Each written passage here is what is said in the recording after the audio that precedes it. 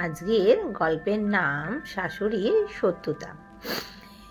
একটি ছেলে তার মায়ের জন্য খুব সুন্দর একটা বাড়ি বানালো, আর সেখানে ছেলেটি ও তার বউ আর মা মিলে ভালোভাবে থাকার চেষ্টা করলো, কিন্তু মা তো সেটা চাইলো না। উঠতে বসতে বউকে যা পারে বলে, তাও বউ ভালোবেসে মুখের সামনে শাশুড়ি মাকে খাবার ধরে, তাও আঙ্গুল নাড়িয়ে নাড়িয়ে ঝগড়া করে। কিন্তু নিজের মেয়ের বেলায় ঠিক তার উল্টো, এসে সোফায় বসে গল্প করা, হাসাহাসি করা। কিন্তু যেই দেখতো ছেলে ও ছেলের বউ একটু সময় কাটাচ্ছে বা তাদের মধ্যে কিছু গল্প হচ্ছে, দৌড়ে চলে আসতো, এসেই বৌমাকে যা পারতো তাই বলতো। সারাদিন বসে বসে গল্প করলে দিন যাবে না, অনেক কাজ আছে। কিন্তু মেয়ের বেলায় ঠিক তার উল্টো, যখন দেখতো জামাইয়ের সাথে কথা বলছে কি না খুশি হতো। এমনকি খুশি হয়ে মেয়েকে জড়িয়ে ধরে বলতো, সারা জীবন যেন তুই জামাইয়ের সাথে এইভাবেই থাকতে পারিস, খুশিতে আর আনন্দে। হঠাৎ করে ছেলে কাজ করছে, মা গিয়ে বলল, সবসময় বৌমার সাথে তো আদিক্ষেতা কম করবি। আর ঠিক তার উল্টো বলল জামাইকে বলল, বাবা আমার মেয়েকে যত্ন করে রেখো, ছেলের বউয়ের বাচ্চা হবে। কিন্তু শাশুড়ির কোনো উচ্চ বাচ্চাই নেই, কিন্তু ঠিক একই সময় মেয়েরও বাচ্চা হবে, সেই নিয়ে কতই না চিন্তা। কিন্তু ছেলের বউ বাচ্চা হবে, তারপরও কত না খাটাখাটনি করাতো, রান্না করা, বাসন মাজা, সব কিছু।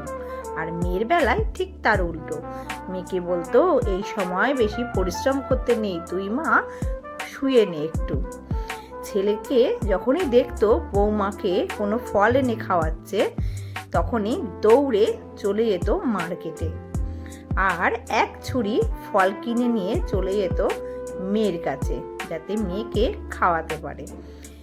ছেলের বউ হসপিটালে ভর্তি হলো, একটি কন্যা সন্তান জন্ম দিল। শাশুড়ির একটুও ভালো লাগলো না। ঠিক একই দিনে মেয়েরও একটি পুত্র সন্তান হলো। শাশুড়ির কি না খুশি হলো।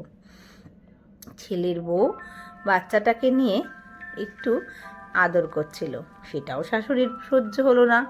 এসে বউকে অর্ডার দিল, রান্না বান্না করতে হবে, আমি তো খাবো। বৌমা হাসি মুখে সেটাই করলো ছেলেকে রেখে। কিন্তু ছেলে যে কাজে দৌড়ে এসে আবার আদর করতে লাগলো, সেটাও শাশুড়ি মা সহ্য হলো না। চিৎকার করে বলল, আমার খাবার কোথায়, দেরি হচ্ছে।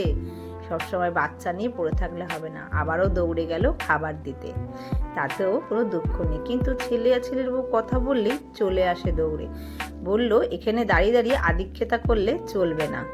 তারপরে বাচ্চাকে নিয়ে যখন আদর করছে, তখনও বলছে, এত আদিক্ষেতা আমরা কোনোদিনও করিনি। কিন্তু ঠিক মেয়ের বেলায় তার উল্টোটা, মেয়ের ঘরের ছেলেকে নিয়ে বেড়াতে গেল, ঘুরতে গেল, আনন্দ করলো। আর ছেলের ঘরে মেয়ে যে এসে দৌড়ে জড়িয়ে ধরলো ঠাকুমা করে, সহ্য হলো না।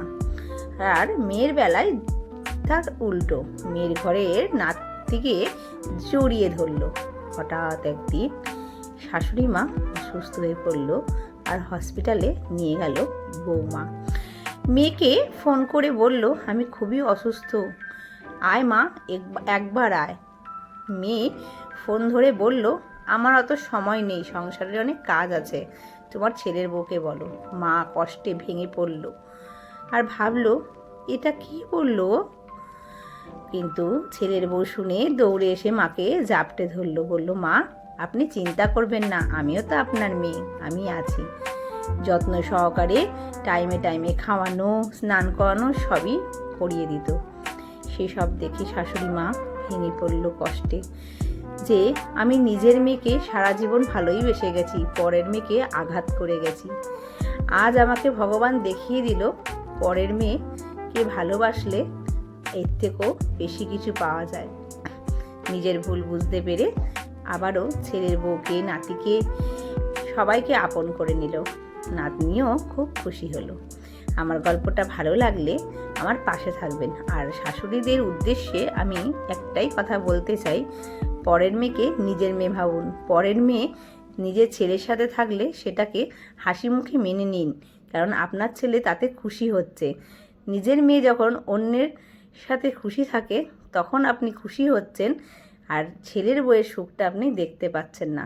আপনি যখন বিপদে পড়বেন আর শরীর খারাপ হবে, পরের মেয়েটাই আগে দেখবে। নিজের মেয়েকে খবর দেওয়া হবে, তারপর সে মনে করলে তবেই আসবে।